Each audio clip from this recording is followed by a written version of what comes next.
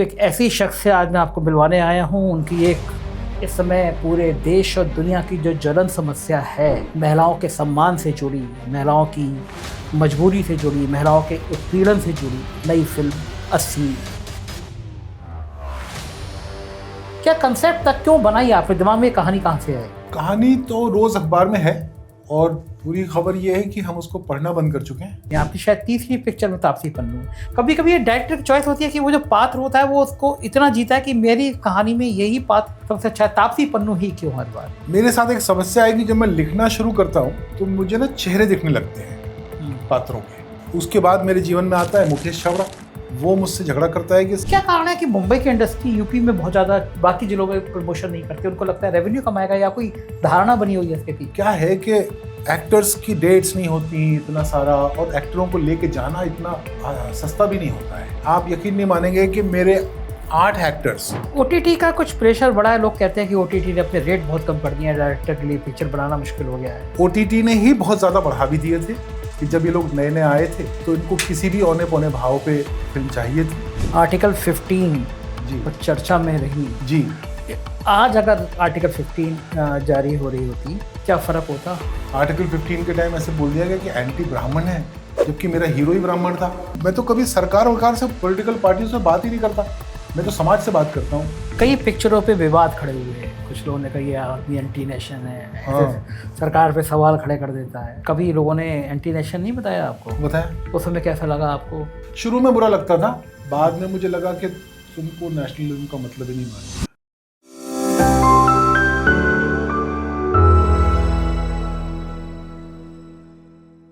नमस्कार, मैं हूं संजय शर्मा। आप देख रहे हैं 4PM। फिल्म बनाना किसी IAS के एग्जाम से कम नहीं होता है। आदमी का पूरा दिमाग, तन मन उस पिक्चर में रम जाता है। और आम तौर पर जो प्रोड्यूसर होता है वो सोचता है कि इस पिक्चर से पैसे कितने आएंगे, और डायरेक्टर सोचता है कि ये आम आदमी तक, बड़ी बड़ी जगह तक ये पिक्चर कैसे पहुंचेगी। लेकिन बहुत कम ऐसे लोग होते हैं जो ये सोचते हैं कि समाज की किसी समस्या पर फिल्म बनाई जाए। किसी ज्वलंत मुद्दे पर, समस्या पर अगर फिल्म बनाएंगे तो शायद उसका मतलब, उसका मैसेज समाज के निचले स्तर तक जाएगा, और हो सकता है इसका कुछ निदान भी हो।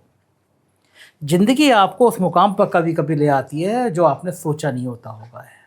कभी सोचा नहीं हो, लेकिन आपको एकदम लाइफ टर्न करती है और उस जगह तक ले आती है जहां आपको पहुंचना होता है। मेरे को मानना है कि लाइफ आपको एक मौका जरूर ऐसा देती है कि जो आप मन का करना चाहो वो करे। तो बनारस का एक नौजवान इंजीनियरिंग करने दिल्ली जाता है, और फिर उसको मन में ख्याल आता है कि नहीं यार, इंजीनियरिंग तो सही है, नौकरी कर ली, नौकरी मिल गई सही है, लेकिन अब ज़िंदगी कहीं और बुला रही है। फिर वो मुंबई आता है और बहुत परेशानी के दौर में जीता है, और फिर उसके बाद जब पिक्चर बनाना शुरू करता है, सामाजिक मुद्दों पर पिक्चर बनाना शुरू करता है, तो पूरे देश और दुनिया में छा जाता है। मेरे पसंदीदा डायरेक्टर, प्रोड्यूसर और सबसे अच्छा लेखक के होने के बाद सबसे अच्छे इंसान, ये मेरी ज़िंदगी में ये मानना है कि सबसे अच्छा इंसान होना भी सबसे बड़ी उपलब्धि है। तो एक ऐसी शख्स से आज मैं आपको मिलवाने आया हूँ। उनकी एक इस समय पूरे देश और दुनिया की जो ज्वलन समस्या है, महिलाओं के सम्मान से जुड़ी, महिलाओं की मजबूरी से जुड़ी, महिलाओं के उत्पीड़न से जुड़ी नई फिल्म 80 20 तारीख को आ रही है। और पिक्चर जब आ रही होती है तो उसके कुछ घंटे दिनों में, घंटे में कन्वर्ट हो जाती हैं, और उसका एक एक मिनट पूरी ज़िंदगी होता है। लेकिन इस ज़िंदगी से कुछ पल मैंने उनके मांगे, क्योंकि एक ऐसा मुद्दा था जिस पर पिक्चर से आने से पहले बात करना ज़रूरी था। मेरे साथ हैं अनुभव सिन्हा जी। अनुभव भाई, आपको देख देख के ना मुझे खुद अपनी निजी ज़िंदगी में बहुत सारी प्रेरणा मिलती रहती है।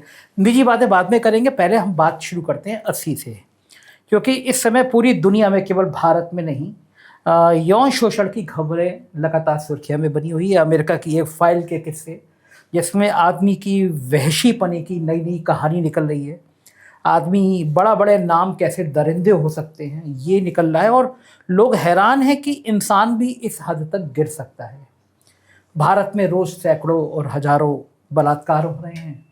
अब तो नेशनल क्राइम रिकॉर्ड ब्यूरो ने भी वो रिपोर्ट्स लिखना मना कर दिया है। रिकॉर्ड नहीं आ रहे हैं कि भारत में कितने बलात्कार रोज़ होते हैं, और ना जाने कितने उससे गुनाह होते हैं, लेकिन पुलिस तक पहुंचते नहीं हैं, और पुलिस उनमें FIR पहुंच भी जाए करने में बहुत परेशानी होती है। लेकिन ये विषय फिल्म का नहीं है। फिल्म का विषय आजकल वो होते हैं जो 200 करोड़ रुपए लगाओ और 1000 करोड़ रुपए कमा लो। बलात्कार पे फिल्म बनाना कोई पैसे में लक्ष्मी जी की कृपा बहुत बरसेगी ऐसी उम्मीद कम ना कम होता है। और इंडस्ट्री में प्रोड्यूसर और डायरेक्टर दोनों मिलकर शायद ये दिमाग में फोकस रखते हैं, पहले पैसा कैसे रिकवर होगा ये फोकस पहले हो। आपने इतने नाजुक विषय पर 80 बलात्कार के आधारित, अभी जो मैंने जिसका उसका ट्रेलर कल आपने मुझे दिखाया, देखी क्या कंसेप्ट तक क्यों बनाई आपने, दिमाग में कहानी कहाँ से आई? कहानी तो रोज अखबार में है। हाँ। और पूरी खबर ये है कि हम उसको पढ़ना बंद कर चुके हैं। और मेरा ये विश्वास है कि अगर मानव जाति जो है, अगर वो किसी भी समस्या को फेस करके खड़ी हो जाए तो उसको सॉल्व कर सकती है। बिल्कुल ठीक बात। तो ये था कि हम क्यों नहीं सॉल्व कर रहे इसको। और काफ़ी समय तक परेशान करती रही। बहुत मतलब रोज़ ही अखबार कोई भी खोल लीजिए तो उसमें एक समाचार तो होता ही है। आपने भी एप्स्टीन फाइल्स का जिक्र किया। मैं तो उस एप्स्टीन फाइल्स के बारे में ज़्यादा सोच रहा हूँ जो इस वक्त लिखी जा रही है। मतलब ये तो नहीं मान सकते कि जेफरी एप्स्टीन मर गया तो ये कहानी ख़त्म हो गई। कहानी तो फिर अभी कहीं और चल रही होगी, कहीं और चल रही होगी। बिल्कुल ठीक। और वो इससे ज़्यादा कितनी ज़्यादा जघन्य होगी पता नहीं होता। वो पता नहीं। उसमें कौन कौन लोग होंगे वो हमको पता नहीं। वो शायद अगले 8-10 साल बाद आएगी। लेकिन अपने देश में ही 80 FIR अगर रोज़ लिखी जा रही हैं बलात्कार की घटनाओं पे, जिसको अगर हम ब्रेक डाउन करें तो इसका मतलब हुआ लगभग हर 20 मिनट पर एक बलात्कार कहीं हो रहा है। हाँ, तो मतलब ये जो रिपोर्टेड है, हमारी बातचीत खत्म होते होते 3 और महिलाओं के साथ ऐसा हो चुका होगा। फिल्म बलात्कार से ज़्यादा इस विषय पर है। वो क्या होता है जब आप एक फिल्म बनाते हैं तो ऐसा नहीं है कि हम ये नहीं सोच रहे होते कि ये फिल्म बॉक्स ऑफिस पे सक्सेसफुल हो। हम वो सारी चीज़ें करते हैं जिसके लिए फिल्म सक्सेसफुल हो। सक्सेसफुल से पैसे आते हैं वो एक बात है। सक्सेस का दूसरा मतलब होता है कि ज़्यादा से ज़्यादा लोग देखें इसको, और ज़्यादा से ज़्यादा लोगों को दिखाने के लिए आपकी कोशिश ये होती है कि फिल्म मनोरंजक हो। मनोरंजक में हमेशा इस बात का मनोरंजक का मतलब नहीं है कि हंसी मजाक हो, गाना हो या एक्शन हो। कई बार एक गंभीर बातचीत भी बहुत मनोरंजक होती है। तो एक कोर्टरूम ड्रामा रचा गया, एक इन्वेस्टिगेटिव थ्रिलर रचा गया जिससे आप एंगेज करते हैं।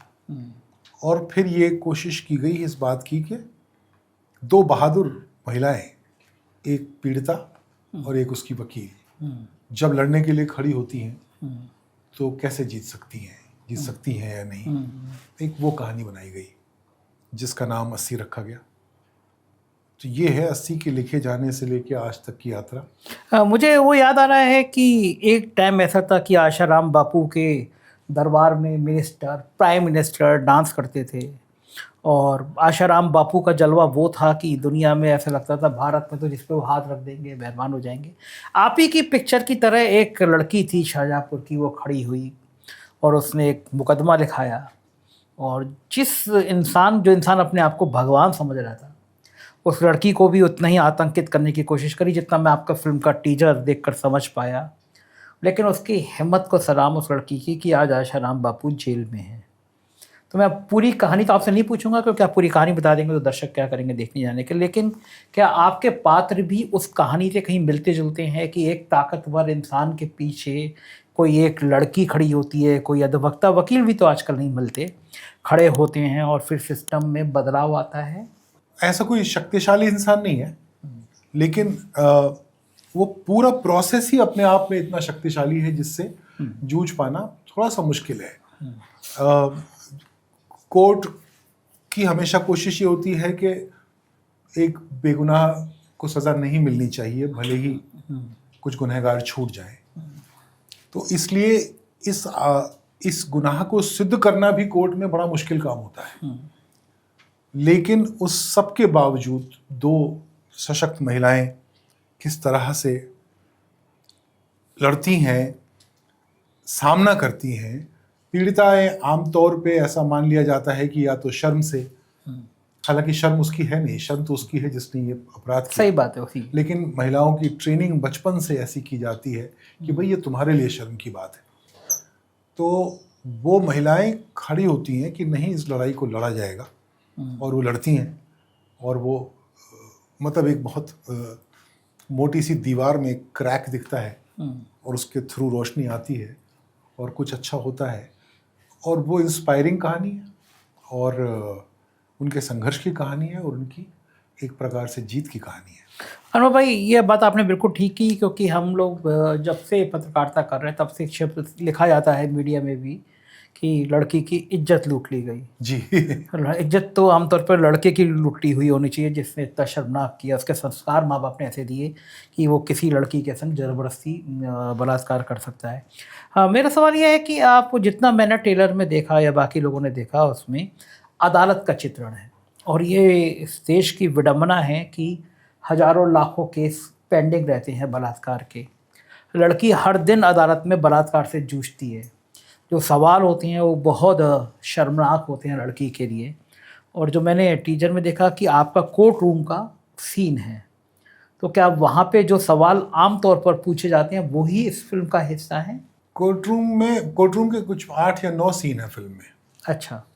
और कोर्ट रूम एक वो जगह होती है जहाँ पर इस विषय पर अलग अलग दृष्टिकोणों से बात की जा सकती है। एक डिफेंस काउंसिल का दृष्टिकोण होता है, एक प्रोसिक्यूटर का दृष्टिकोण होता है, एक जज का दृष्टिकोण होता है, और इन सबसे ऊपर एक दृष्टिकोण दर्शक का होता है। हाँ। दर्शक अपना निर्णय दे रहा होता है और वो चाह रहा होता है कि जज भी वही निर्णय दे जो मुझे सही लग रहा है। और ऐसे में अदालत एक वो अच्छी जगह बन जाती है जहां किसी भी विषय पर बातचीत करने का मौका बनता है, जिसमें दर्शक भी एंगेज करता है। दर्शक की अपनी एक से होती है, दर्शक की अपनी एक राय होती है, दर्शक की अपनी एक भविष्यवाणी होती है, और उसमें वो जिन सवालों की आप बात कर रहे हैं वो सवाल इसलिए होते हैं खास तौर पे आरोपित लोगों की तरफ से कि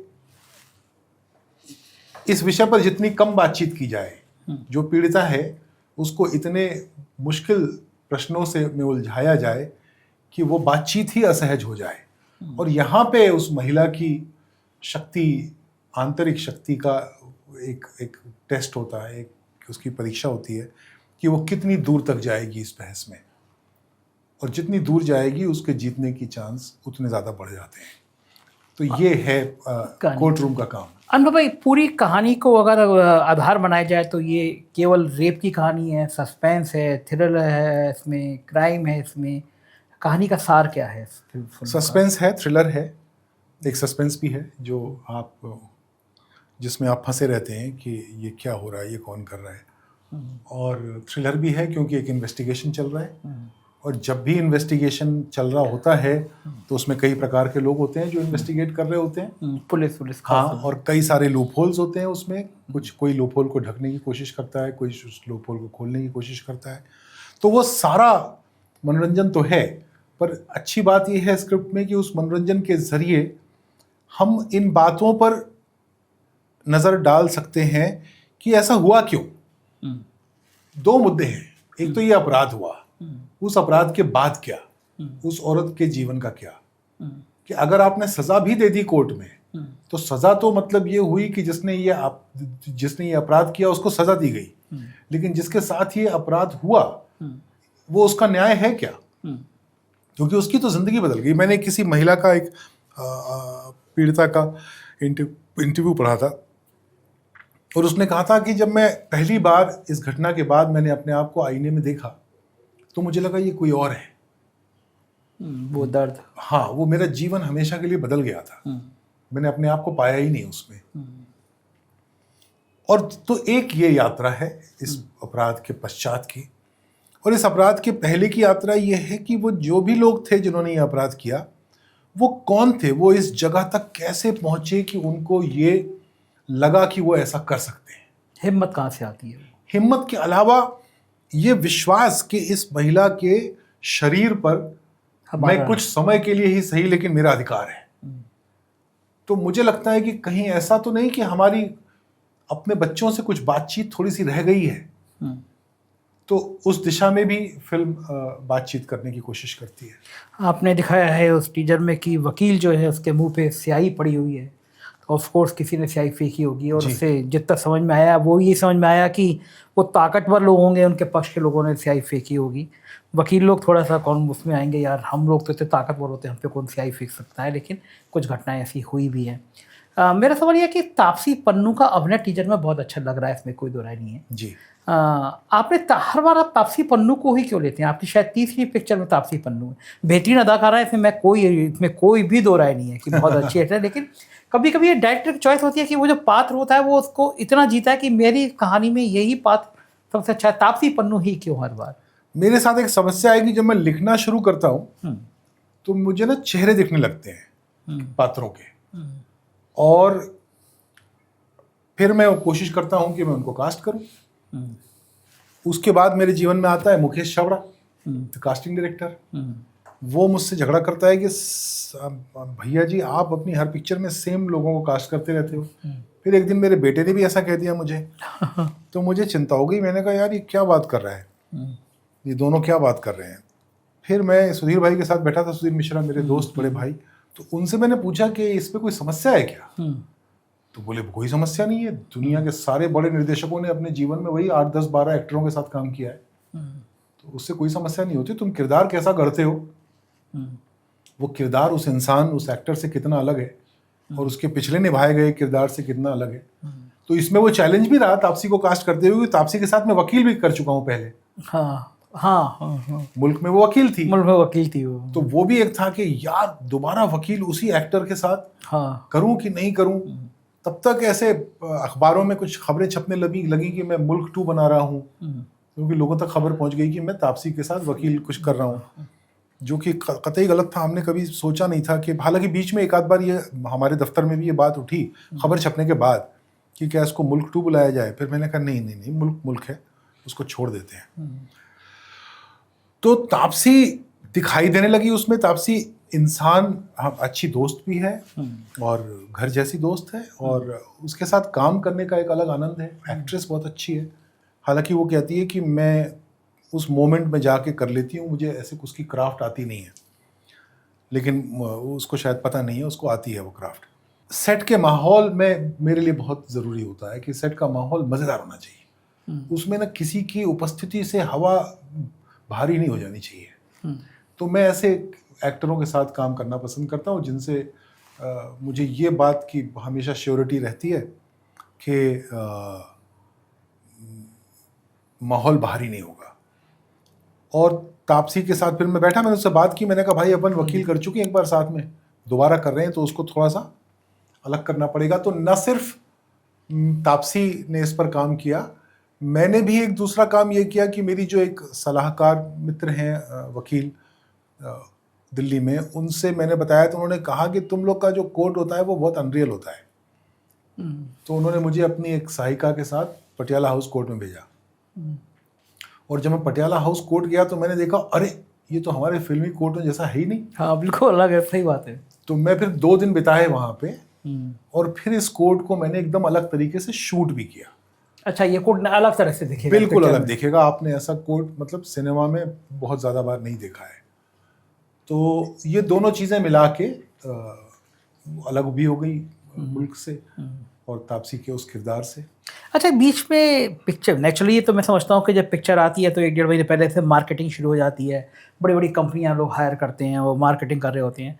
आपके पिक्चर आने के कुछ ही दिन बचे हैं और अनुभव सिन्हा कभी किसी शहर में ढाबे पे दिखाई दे रहे हैं, कभी सड़क पे चाय पीते हुए दिखाई दे रहे हैं। डायरेक्टर लोग, आप बड़े डायरेक्टर हैं देश के, मतलब आपका नाम है देश में, आप वो ढाबों पे, वो चाय की दुकानों पे, लोग समझ नहीं पाते यार इतना बड़ा डायरेक्टर और इस तरह चाय की दुकान ढाबों पे, इसकी कोई स्ट्रेटेजी है? ये मतलब आंतरिक जीवन की यात्रा है या फिर ये पीआर का हिस्सा है पिक्चर का, या फिर अनुभव सिन्हा कुछ नया खोज रहे हैं?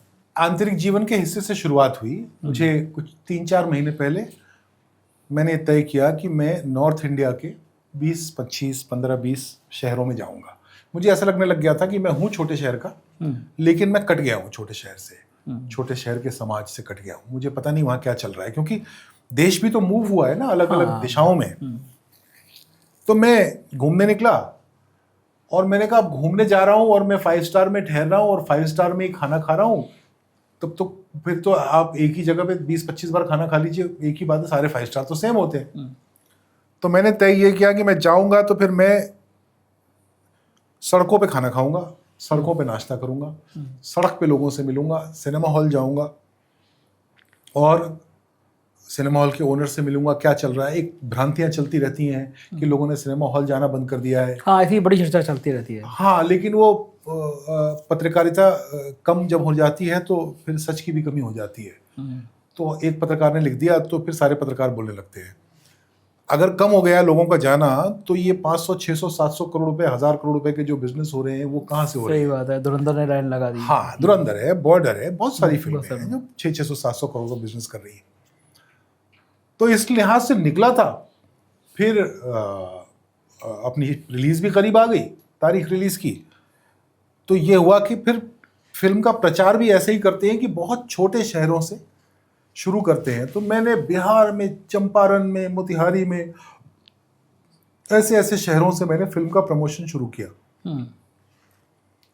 और अब हम धीरे धीरे अहमदाबाद, इंदौर, भोपाल, लखनऊ, ये सब सारे शहर, लुधियाना, अमृतसर, ये सब सारे शहर होते हुए कल से हम एक्चुअली दिल्ली और बम्बई में फिल्म का प्रमोशन शुरू करेंगे। तो आमतौर पे हमारा प्रमोशन ये होता है कि हम दिल्ली, बम्बई से शुरू करते हैं और हम आशा करते हैं कि वो वहां तक पहुंचेगा, नीचे तक पहुंच मैं वहां से उल्टा आया हूँ इस बार। मैं देख रहा हूँ कि उत्तर प्रदेश ऐसे बड़े राज्य में फिल्म डायरेक्टर लोग जो लखनऊ से लौट आते हैं, अभी यूपी से रहे ताल्लुक रखते हैं, लेकिन यूपी के जो बाकी शहर हैं, जिला, चूंकि यूपी अपने आप में देश है, इतनी बड़ी आबादी है, क्या कारण है कि मुंबई की इंडस्ट्री यूपी में बहुत ज़्यादा बाकी जिलों में प्रमोशन नहीं करती? उनको लगता है रेवेन्यू कमाएगा, या कोई धारणा बनी हुई है इसके पीछे? आसान भी होता है ना, फिर वो क्या है कि एक्टर्स की डेट्स नहीं होती इतना सारा, और एक्टरों को लेके जाना इतना सस्ता भी नहीं होता है।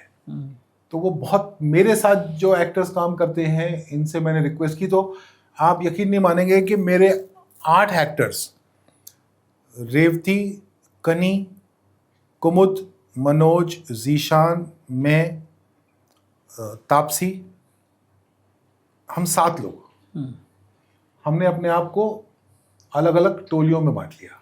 अच्छा। और ये हुआ कि एक टोली एक दिन में 2 शहर जाएगी। तो किसी भी दिन हम लोग 6 शहरों में थे। वाह। तो रेवती और तापसी को दक्षिण भारत की जिम्मेदारी दी गई, रेवती और कनी को दक्षिण भारत की जिम्मेदारी दी गई। मैं, कुमुद, मनोज, जीशान, तापसी, हम लोग नॉर्थ इंडिया में। तो पिछले 20 एक दिनों में हम लोग 35 शहरों में गए हैं। और अब वो हमारा जो टियर 2 शहर, जिसको अपना हिंदी फिल्मों की भाषा में बोला जाता है, वहाँ जाके अब पत्रकारों से मिले, लोगों से मिले, लोकल अखबार जिनके हमने कभी नाम ही नहीं सुने, छोटे अखबार लेकिन पढ़ते हैं, लेकिन वो बहुत बड़े हैं। हाँ, सही बात है। लोकल न्यूज़ नेटवर्क्स, हाँ, टेलीविजन के, और आजकल तो इंटरनेट है। इतने सारे लोगों से मिले, लोकल सिनेमा घरों में गए, उनको समझने की कोशिश की कि भाई यहाँ हमारी पिक्चर आती है, तो हम वो भी पहुँचते ही नहीं। तो मैं इस बार बाहर से अंदर आया हूँ। हाँ, लोग वहीं दिल्ली बम्बई से बाहर जाते हैं, आप बाहर से अंदर आए तो हैं। कल से एक्चुअली बम्बई और दिल्ली के पत्रकारों से बातचीत शुरू होगी, जबकि हम लोग छोटे शहरों के पत्रकारों से पिछले 20 दिन से बात कर रहे हैं। बहुत अच्छा, बहुत अच्छी और बात वो है। वहाँ छप रहे हैं। हाँ, अच्छा, वो अभी किसी को पता नहीं है हाँ। कि मैं गुजरात में किससे मिलके आया हूँ, मैं मध्य प्रदेश में किससे मिलके आया हूँ। अमृतसर, जलंधर, लुधियाना, मोहाली, देहरादून, ये सब कर लिया हमने। बहुत बढ़िया। जयपुर, राजस्थान, पूरा सब कर लिया। मैं ये जो बॉलीवुड पे ओटीटी का संकट है, लोग कहते हैं कि भाई पिक्चर तो ओटीटी पे आई, ओटीटी देख लेंगे हम लोग। एज ए डायरेक्टर आप महसूस करते हैं कि ओटीटी का प्रेशर ज़्यादा आ गया है कि आपकी पिक्चर ओटीटी पे तो आई जाएगी? बिल्कुल नहीं सर, पुष्पा थिएटर में भी चल रही थी और ओटीटी भी चल रही थी साथ में। ये धारणा बनाई गई है बस सिर्फ। सिनेमा हॉल में सिनेमा जाके देखना एक अलग एक्टिविटी है। हाँ, मुझे भी अच्छा लगता है, सही बात है। घर पे सिनेमा देखना एक अलग एक्टिविटी है। मतलब आप डोसा घर पे ऑर्डर मंगा के खा लीजिए डोसा, आप बोलने को बोल सकते हैं आपने डोसा खाया, पर डोसा तो एक्चुअली तवे से उतर के और थाली में सज के कड़क आपके सामने आके रखा जाता है, तब डोसे का मजा आता है। सेम चीज सिनेमा की है। सिनेमा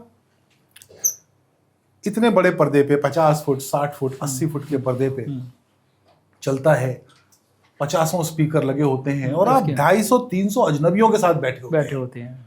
तो जब एक्सप्रेशन, हाँ, ताली, और जब पर्दे पे एक सन्नाटा होता है, हाँ, तो 250 आदमी का सन्नाटा एक साथ थिएटर में होता है। सही बात है, उनकी तालियां, उनकी खुशियां तो हाँ, उनका नाचना, उनका गाना, उनका एक साथ हंसना, वो एक अलग तजुर्बा है। वो टीवी पे थोड़ी होता है, वो टीवी है, वो टीवी ही रहेगा। ओटीटी का कुछ प्रेशर बढ़ा है, लोग कहते हैं कि ओटीटी ने अपने रेट बहुत कम कर दिए हैं, डायरेक्टर के लिए पिक्चर बनाना मुश्किल हो गया है। ओटीटी ने ही बहुत ज़्यादा बढ़ा भी दिए थे कि जब ये लोग नए नए आए थे तो इनको किसी भी औने पौने भाव पे फिल्म चाहिए थी, तो हम इनके ऊपर बहुत आश्रित निर्भर हो गए। फिर उन्होंने कहा कि नहीं, अभी वापस चलते हैं, जो रियलिस्टिक दाम है उस पर बात करते हैं। तो ये चर्चा हो रही है, लेकिन ये बात अभी भी रियलिस्टिक के आसपास ही है। अनुभव भाई, अब निजी कुछ बातें मैं पूछना चाहता हूँ जो जानना जरूरी है। जी। इंजीनियरिंग करके नौकरी कर रहे थे, ये अचानक से कीड़ा क्यों काटता है आदमी को कि चेंज कर देता है सब आदमी? मेरे ख्यालों में भी नहीं था कि मुझे फिल्में बनानी है। हम लोग तो निम्न मध्यम वर्गीय परिवार के, पिताजी सरकारी नौकरी में, तो शिक्षा तो यही थी कि आप पढ़ेंगे और एक जल्दी से नौकरी करेंगे और आप सेटल हो जाएंगे, फिर शादी वादी हो जाएगी। और उस नौकरी शुरू करते ही मुझे ये समझ में आया कि यार ये मुझे नहीं करना है। मन नहीं लग रहा था, मजा नहीं आ रहा था, क्योंकि वहां से अपना जीवन शुरू हुआ था। तब तक पिताजी का जीवन था। पिताजी चाहते थे कि उनका बेटा इंजीनियर बने, तो मुझे मजा ही नहीं आ रहा था। मैंने कहा यार ऐसे तो नहीं हो पाएगा मुझसे। तो मैंने नौकरी छोड़ दी, 2 नौकरियां की, दोनों छोड़ दी। मुझे लगा एक में मजा नहीं आ रहा, दूसरी वाली ट्राई करता हूँ जिसमें ट्रैवलिंग का काम था, उसमें ही मजा आना बंद हो गया। तो साल भर में मैंने 2 नौकरी छोड़ दी, और फिर मेरे को 1 साल लगा ये ढूंढने के लिए कि मुझे करना क्या है। 1 साल? 1 साल दिल्ली में बेरोजगार, और घर पे बताया नहीं था, तो पैसे नहीं थे, तो खाना नहीं मिलता था। तो उस वक्त तो महीने की नौकरी थी, थोड़े बहुत बचे थे, वो खर्च हो गए 1 आध 2 महीने में। 1 साल लगा ये जानने में कि मुझे फिल्म बनानी है। वो कैसे लगा अचानक से?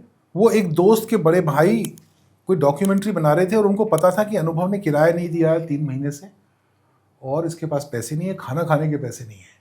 तो उस ज़माने में दोस्तों के और ऐसे परिवारों में अपन चले जाया करते थे।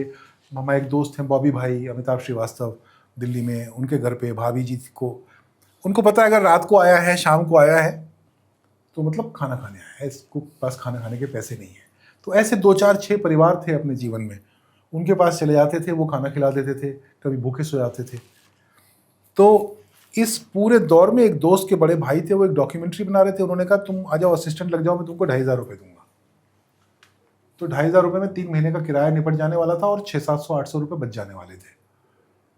तो वो उनको ज्वाइन किया सिर्फ पैसे के लिए। लेकिन उसकी शूटिंग के पहले दिन समझ में आ गया कि ये करना है, यही अपनी मंजिल है। हाँ, ये है अपना काम, इसमें मजा आएगा। फिर पिताजी के पास गया, उनको बताया बनारस जाके। मैंने कहा पिताजी मैं फिल्म मेकर बनना चाहता हूँ।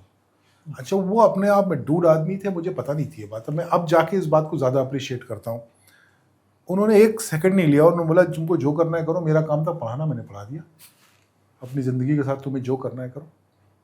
माँ को भी पटा लिया, माँ भी सुबह तक पट गई थी, शाम को बाप पिताजी को पटा लिया था, सुबह तक माँ पट गई थी।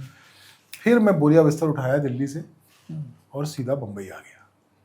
35 साल हो गए इस बात को। पहली पिक्चर कौन सी बनाई आपने? तुम बिन 2001 में रिलीज हुई। पहली पिक्चर ही धमाल कर गई। हाँ, 2000 में शूट की थी। पैसे वैसे कैसे इकट्ठे किया आपने पिक्चर के? वो मुंबई मेरे पर बहुत मेहरबान रही है।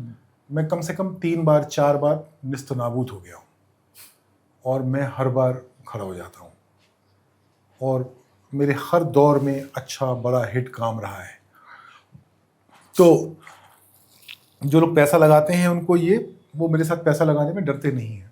पहली पिक्चर के लिए पैसा मिलना तो बड़े परेशानी भरा नहीं, भूषण कुमार का सामने से फोन आया, उनके लिए मैं बहुत सारे वीडियोस बनाता था, म्यूजिक वीडियोस। अच्छा। तो उनको मेरा काम बड़ा पसंद था, तो उन्होंने कहा एक फिल्म बनाते हैं, तो मैंने कहा बनाते हैं, और मैंने फिल्म बना दी। और उस वक्त फिल्म के चलने नहीं चलने का भय भी हमको मालूम नहीं था। बना दी और वो चल गई। म्यूजिक तो मतलब ऐसे आसमान फाड़ के ऊपर निकल गया। हाँ, तो गजब। आज तक मतलब 2-3 गाने तो आज तक ऐसे चलते हैं कि मतलब मैं क्या बताऊं। तो थोड़ा नसीब था, थोड़ा ऐसे लोग मिले जिन्होंने मुझ पे भरोसा किया, और मेहनत मैं बहुत करता हूं, तो वो एक मेरी मेहनत थी। और थोड़ा बहुत आशीर्वाद होगा बड़ों का कि लिख लेता हूं स्क्रिप्टें और बना लेता हूं। कितनी पिक्चरें आपने अब तक बना ली अनु भाई? कौन कौन सी? कल ही कैलकुलेट करा था, लीजिए भूल गया, 13 शायद 13 हो गई फिल्म। कौन कौन सी? जो ज़्यादा चर्चित फिल्में उनके नाम बताता हूँ, तुम बिन है, 10 है, रावण है, हालांकि एक बहुत फ्लॉप फिल्म है कैश, वो भी बहुत चर्चित फिल्म है। वो उसके बाद रावण के बाद तुम बिन 2 बनाई थी, लेकिन वो डिमोनेटाइजेशन के 1 हफ्ते या 6 दिन बाद आई थी। पैसे नहीं थे लोगों के। हाँ, लोगों पे पैसे नहीं थे और लोग बातचीत नहीं कर रहे थे किसी और बारे में, सिर्फ डिमोनेटाइजेशन की बात हो रही थी। उसके बाद मुल्क है, फिर आर्टिकल 15 है, फिर थप्पड़ है, फिर अनेक है, फिर भीड़ है, फिर एक 2 साल लगा के एक नेटफ्लिक्स के लिए एक सीरीज बनाई थी IC 814, वो भी बहुत चर्चा में रही, और अब ये 80। हाँ, कई पिक्चरों पे विवाद खड़े हुए, कुछ लोगों ने कहा ये आदमी एंटी नेशन है, ऐसे सरकार पे सवाल खड़े कर देता है। डर नहीं लगता आपको इस तरह के इस दौर में, और इस दौर में जब पाबंदियाँ का आवाज़ बहुत बुलंद है, उस दौर में ऐसे सवालों पे पिक्चर बनाना? नहीं। कभी लोगों ने एंटी नेशन नहीं बताया आपको? बताया। उस समय कैसा लगा आपको? शुरू में बुरा लगता था, बाद में मुझे लगा कि तुमको नेशनलिज्म का मतलब ही नहीं मालूम है। मुझे मालूम है, देश को प्यार करो तो उसकी कमियों को ठीक करना भी तो जिम्मेदारी है ना भाई। वो ज़्यादा बड़ी जिम्मेदारी है। हाँ। तो अगर 80 बलात्कार हो रहे हैं तो उसके बारे में बात करनी पड़ेगी ना, ये कैसे ठीक किया जाए। ठीक हो जाएगा तो अपन बेटर हो जाएंगे ना। बिल्कुल ठीक बात है, समाज अच्छा हो जाएगा। हाँ। सेंसर बोर्ड आपसे डरता नहीं है? मैं डरता हूँ सेंसर बोर्ड से, मतलब डरते तो ज़्यादा करके इसलिए हैं कि अगर उन्होंने कुछ बोला ये करो वो करो तो कहीं मतलब फिल्म पे असर नहीं पड़ना चाहिए, फिल्म की आवाज़ पे असर नहीं पड़ना चाहिए, और कुछ भी चेंज करने में बड़ा टेक्निकल प्रोसेस होता है। और आमतौर पे अपन CBFC के पास जाते हैं तो रिलीज़ के आसपास ही होते हैं, तो वक्त की बहुत कमी होती है, तो कोशिश ये रहती है कि कुछ बदले नहीं। आर्टिकल 15 जी वो चर्चा में रही जी। आज अगर आर्टिकल 15 जारी हो रही होती, क्या फ़र्क होता? मुझे पता नहीं। आर्टिकल 15 के टाइम ऐसे बोल दिया गया कि एंटी ब्राह्मण है, जबकि मेरा हीरो ही ब्राह्मण था। हीरो ही न्याय दिलाता था, वो ब्राह्मण आदमी न्याय दिला रहा था, तो पता नहीं क्यों ऐसा लगा उनको कि एंटी ब्राह्मण है। और मैं, आप मेरी फिल्में देखें ना, तो मैं बोलता हूँ मेरी फिल्में लव स्टोरीज है सारी। मेरे और मेरे देश की लव स्टोरी है। मेरा जो मेरे देश से प्यार है उसकी कहानियाँ हैं। और वो मैं तो कभी सरकार से, पॉलिटिकल पार्टियों से बात ही नहीं करता। मैं तो समाज से बात करता हूँ। मुल्क देखिए, समाज के बारे में, आर्टिकल 15 देखिए, समाज के बारे में, थप्पड़ देखिए, समाज के बारे में, 80 समाज के बारे में। तो जो लोग फिल्म इंडस्ट्री में भी, जो लोग सरकार से बात कर करके फिल्म बना रहे हैं, तरह तरह की फाइल्स बनाते हैं और वो बहुत अच्छी चल जाती है, सरकार भी खुश होती है, पैसा भी खुश होता है, पैसा भी आता है, कोई परेशानी भी नहीं होती, कोई एंटी नेशनल भी नहीं होता, आपने कभी नहीं सोचा कि आप भी ऐसी इसी धारा में आ जाएं? मेरे दिमाग में अगर ऐसी कोई कहानी होगी तो मैं बना लूँगा। अब मैं पैसा बनाने के लिए काम नहीं करता, अब मैं अच्छा काम करने के लिए काम करता हूँ। और प्रकृति की बड़ी कृपा है कि पैसे भी कमा ही लेता हूँ। खूब सारे कमा लेते हैं आप? अच्छा खासे कमाता हूँ। कभी लगा आपको कि बॉलीवुड अब वो नहीं रहा, कि फिल्में समाज का आईना होती थी? अब तो कोई भी चीज़ वो नहीं रही ना। मतलब समाज तो चलायमान होता है ना, समय के साथ बदलता रहता है। सिर्फ बॉलीवुड क्यों, समाज भी तो वो समाज नहीं रहा। अब बनारस जाता हूँ तो बनारस वैसा बनारस नहीं जैसा पहले था। अब जाहिर है मुझे पहले वाला बेटर लगेगा। देखा है आपने उसको? हाँ, आजकल के लोगों को आज वाला बेटर लगता होगा, पर ये तो वक्त की परंपरा है ना, समय की परंपरा है। लेकिन कुछ चीज़ें ऐसी थी ना, साहित्य कभी ऐसा नहीं था, फिल्म कभी ऐसी नहीं थी। फिल्में का मतलब होता था कि समाज में भाईचारे का संदेश देना या फिर कोई जलन मुद्दे पे बात करना। फिल्म ऐसी कौन सी होती थी जिसमें नफरत को बढ़ावा देना होता हो? आज से 15-20 साल पहले कोई फिल्म बताइए, सोचिए कभी ऐसी कोई फिल्म थी? मुझे तो याद नहीं आता, मैं तो बॉलीवुड का बड़ा दीवाना रहा हूँ अपने स्टूडेंट। पॉलिटिकली वैसे दुनिया में ना बहुत पोलराइज समाज तो हुए हैं। मतलब अमेरिका जैसा मुल्क जो हमको लगता था कि इतना प्रोग्रेसिव मुल्क है, अचानक वो भी इतना पोलराइज्ड है। वहाँ पुलिस घूम रही है और लोगों को मार मार के, पेपर स्प्रे मार मार के गिरफ्तार किया जा रहा है, पता नहीं कहाँ भेजा जा रहा है, वो एक अलग कहानी है। तो ये अभी दुनिया का दौर है कि या तो आप इस पार हैं या तो आप उस पार हैं। और समाज हमेशा चलता तभी है जब दोनों पार साथ बैठे हों और बात करें। उसकी तो कमी दुनिया भर में आई है और हमारे देश में भी आई है। कभी ऐसा पल आया अनुभव भाई कि लगा कि यार मैं बेकार, जब बहुत ज़्यादा हमले हुए कि बेकार मैं धंधे में आ गया, परेशान बहुत हो गया हूँ, कभी ऐसा निराशा का पल कभी जीवन में आया? नहीं, कभी नहीं। तो पिक्चरें कुछ फ्लॉप भी हुई आपकी, जब फाइनेंशियल क्राइसिस आए उस दौर में कैसे महसूस किया, कैसे सर्वाइव किया? सबसे ज़्यादा परेशानी कौन सी फिल्म को लेकर आई? भीड़ को। पिक्चर बहुत अच्छी थी लेकिन सवाल बहुत सारे थे। हाँ, भीड़ ने मुझे काफ़ी परेशान किया। कैसी परेशानी आई थी? आर्थिक भी आई। आर्थिक भी आई तो मैं भी तो नहीं पूछ रहा, मेन जो आई उसाब बच्चन ने बता देने उस फिल्म को जैसी थी वैसा रिलीज करना अपने आप में टास्क था। सेंसर बोर्ड ने आपत्ति करी? हाँ, क्या आपत्ति थी उसका? उनको ऐसा लगता था कि वो एक इस अजीब सा था कि मैंने बहुत सारे ऐसे इंसिडेंट थे जिनको मैंने रिक्रिएट किया था जो एक्चुअली हुए थे। तो उनका ये मानना था कि आप इसको सच की तरह क्यों बयान कर रहे हैं, तो फिक्शन है।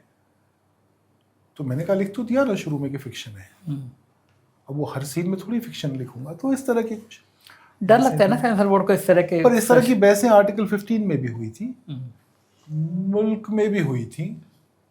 मुल्क में क्या समस्या थी? आर्टिकल 15 में तो समझ में आता है। अब मुझे याद नहीं है, लेकिन मुल्क की मीटिंग बहुत लंबी, वो फिर संवादों पर आ जाती है बात की ये संवाद कैसे कह सकते हैं, ये संवाद कैसे कह सकते हैं, इस संवाद को थोड़ा ठीक कर दीजिए।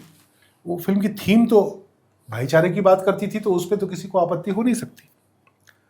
लेकिन फिर इस किस्म की छोटी समस्याओं से डील करना पड़ता है। तो बट अच्छी बात यह है कि ये सारी फिल्में अपनी लगभग अपनी पूरी मर्यादा से रिलीज हुई। भीड़ भी अपनी पूरी मर्यादा। सबसे ज़्यादा हिट कौन सी रही इनमें से? आर्टिकल 15। आर्टिकल 15 आर्थिक रूप से भी और चर्चा के रूप में भी। आपकी सबसे ज़्यादा पसंदीदा कौन सी फिल्म रही? थप्पड़। थप्पड़ आपकी सबसे थप्पड़ भी बहुत हिट फिल्म है। हाँ। लेकिन थप्पड़ की एक ट्रेजेडी रही कि वो सिर्फ 2 हफ्ते थिएटर में रही, फिर थिएटर बंद हो गए कोविड की वजह से। हाँ, तो 2 हफ्ते में ही उसने एक्चुअली आर्टिकल के बराबर बिजनेस किया होता। ओके। अगर वो पूरे टाइम चलती तो। आपकी सबसे पसंदीदा पिक्चर थप्पड़ थी? थप्पड़ है। ओके। 80 से क्या उम्मीद है आपको? सबसे ज्यादा उम्मीद है मुझे, मतलब बॉक्स ये 80 हिट फिल्म है। अच्छा, ये कैसे, आप पहले कैसे तय करते हैं? क्योंकि ये फिल्म ना बहुत ड्रामेटिक फिल्म है। जो कम ड्रामेटिक फिल्में होती है ना, दर्शक को वो ज्यादा अच्छी नहीं लगती है, क्योंकि वो विमर्श करती हैं लगातार। 80 बहुत ड्रामेटिक फिल्म भी है, बहुत तेज चलती है, और कोर्ट रूम जो है पब्लिक को बहुत पसंद आता है, क्योंकि कोर्ट रूम में दर्शक को जज बनने का मौका मिलता है। वो दोनों पक्षों की दलीलें सुन रहा होता है और अपनी राय बना रहा होता है, और वो जज को भी जज कर रहा होता है कि जो बात मुझे समझ में आ रही है वो जज को समझ में आ रही है कि नहीं आ रही है, जज कहीं बेईमान तो नहीं है। तो जो सबसे बड़ा जज होता है कोर्ट रूम सिनेमा में, वो दर्शक होता है। तो वो लगातार दोनों पक्षों की दलीलें सुन के अपनी राय और अपना फैसला बना रहा होता है। तो फिल्म के 2 पक्ष ऐसे हैं, 3 पक्ष ऐसे हैं। एक तो फिल्म का विषय जिससे देश का हर व्यक्ति रिलेट करता है, क्योंकि हर आदमी के घर में ऐसा होता है कि अरे वो आई नहीं क्या, अभी देर हो गई, 5 बजे तक आ जाती है, 6:30 बज गया, फोन करो, फोन नहीं उठा रही। और अंततः ज्यादातर घरों में ये होता है कि वो फोन उसने साइलेंट करके बैग में भूल गई थी या कुछ बुरा नहीं होता है। लेकिन दिन में 80 घरों में बुरा होता है। तो हर आदमी डरता तो है, उससे रिलेट करता है, क्योंकि हर आदमी ने ये महसूस किया है कि फलानी घर की बहू या बेटी या बहन जो भी, वो लेट हो गई, आई नहीं, इसलिए पोस्टर पे लिखा है उस रात वो घर वापस नहीं पहुंची।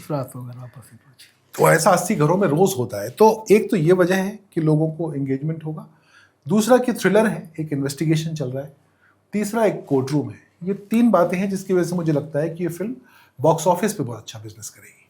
अनुभव भाई, निजी जिंदगी के कोई सवाल हैं कि आपने शादी तो अपनी पसंद से की थी ना जी, और चयन अपनी पत्नी का इसलिए था कि वो भी फिल्म इंडस्ट्री में है? नहीं, हम मिले, हमको अच्छा लगा, हम ओके। मित्र आप बने, दो हम आज भी बहुत अच्छे मित्र हैं। 2 डायरेक्टर, वो भी हाँ, भी अच्छी डायरेक्टर है। करेक्ट। तो फिर आप दोनों में ये नहीं होता है कि कौन डायरेक्टर अच्छा है? नहीं, हम दोनों एकदम अलग प्रकार की फिल्म बनाती है, शादी में जरूर आना। हाँ, बड़ी अच्छी पिक्चर थी, मैं गया था उसकी शूटिंग देखने के लिए। और मैं बनाता हूँ 80, तो उसको मेरी फिल्में बहुत पसंद है। और मुझे आज भी याद है, मैंने उसको मुल्क की स्क्रिप्ट पढ़ने दी, तो उसने पढ़ी, तो मैंने कैसी लगी, तो बोली बहुत स्वीट है।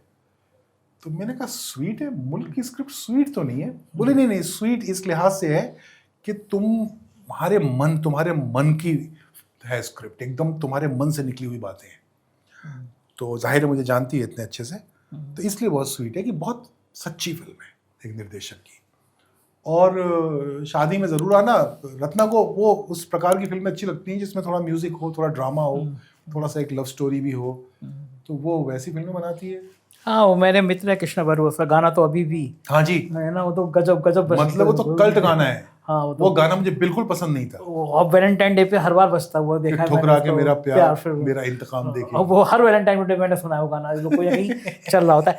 आपकी पिक्चर में 80 में म्यूजिक कितने गाने हैं? 2 गाने हैं। अब मैंने शुरू किया है, मेरी फिल्मों में गाने डालूंगा। हाँ, क्योंकि होते नहीं थे आमतौर तो पे। हाँ, थप्पड़ में था एक, और कम होते थे हाँ, आपके। मुल्क में बहुत सारे थे लेकिन गाने जैसे गाने नहीं थे। तो इसमें एक गाना है जो स्वानंद किरकिरे ने बनाया है। अच्छा, बहुत अच्छे। हाँ, वो अभी रिलीज नहीं हुआ है, हम करेंगे थोड़े समय में रिलीज। और एक गाना है रोचक कोहली ने बनाया है, जो मोहित चौहान ने गाया है। स्वानंद ने अपना गाना खुद गाया है। स्वानंद को तो मैं चाहता था कि वो गाए। आवाज बहुत अच्छी है उनकी। हाँ, उसकी आवाज में एक अजीब सी आत्मा है। आत्मा है, हाँ। तो और लिखता बहुत अच्छा है। तो इस बार कंपोज भी उससे कराया है। और वो भी गाना मैंने सुधीर मिश्रा को बोला, सुधीर भाई को बोला, मैंने कहा यार स्वानंद के साथ आप बेस्ट गाने बनाते हो, ये आप बना के दो। और सुधीर भाई मेरी सारी स्क्रिप्टें पढ़ते हैं, सारा एडिट देखते हैं, तो मैंने उनको पूरी फिल्म मालूम होती है। तो मैंने कहा ये गाना आप बनाओ, तो वो गाना उन्होंने बना के दिया है, सुधीर भाई ने। अच्छा। और एक गाना रोचक ने बनाया है, कुमार ने लिखा है। बड़ा अच्छा कुमार मेरे को मिलने आया, और वो बहुत ही अनअस्यूमिंग आदमी है। वो कभी अपने साथ इस भार को लेके नहीं चलता कि उसने इतने सारे सुपरहिट गाने लिखे हैं। तो मैंने उसको कहानी सुनाई, उसने मेरे सामने बैठे बैठे मुखड़ा लिख दिया। अरे वाह। हाँ, तो बोला ये बढ़िया है ना, ये समझ में आ रहा है। मैंने कहा हाँ। और फिर मोहित चौहान ने गाया उसको। वो गाना रिलीज हुआ है, कल ही रिलीज हुआ। तो ये 2 गाने हैं। अगली फिल्म में अच्छा, कुछ दिन नाचने वाले गाने भी डालूंगा अगली फिल्म में। अच्छा, वो वैसे वाले गाने भी आएंगे, मतलब हाँ। अब आप अपनी घरवाली डायरेक्टर की लाइन पर आ रहे हैं, है ना, घूम पे आ रहे हैं। अनुभव भाई, दिल धड़क रहा है ना अभी, या कॉन्फिडेंस है? कॉन्फिडेंट बहुत हूँ, लेकिन फिर भी एक जिज्ञासा तो रहती। 100-150 लोग फिल्म देख चुके हैं। अच्छा। मैं कुछ 8-10 स्क्रीनिंग कर चुका हूँ। ओके। तो सबको बहुत पसंद आई। अभी तक किसी ने मुझसे कुछ नेगेटिव बात नहीं करी। और सबसे अच्छी बात यह है कि 2 घंटे की फिल्म है। तो आमतौर पे मैं शुरू होने से पहले पूछ लेता हूँ इंटरवल करूँ कि ना करूँ। तो लोग कहते हैं कि नहीं 2 घंटे की तो फिर मत करो। तो फिर वो एक उसमें देखते हैं, और उनको कहते हैं पता नहीं चलता कब शुरू हुई कब खत्म हुई। अच्छा, ये बहुत अच्छी है कि पिक्चर की निरंतरता बनी रहे। हाँ, तो मैंने कहा ना, वो बहुत मनोरंजक फिल्म भी है। हाँ। थोड़ा विमर्श करती है, बातचीत करती है, परेशान करती है, लेकिन आप फंसे रहते हैं। चलिए अनुभव भाई, जब पिक्चर रिलीज हो जाएगी उसके बाद फिर हम लोग बातचीत करेंगे एक बार, फिर उस पिक्चर में क्या अच्छा था और क्या ज़्यादा अच्छा था।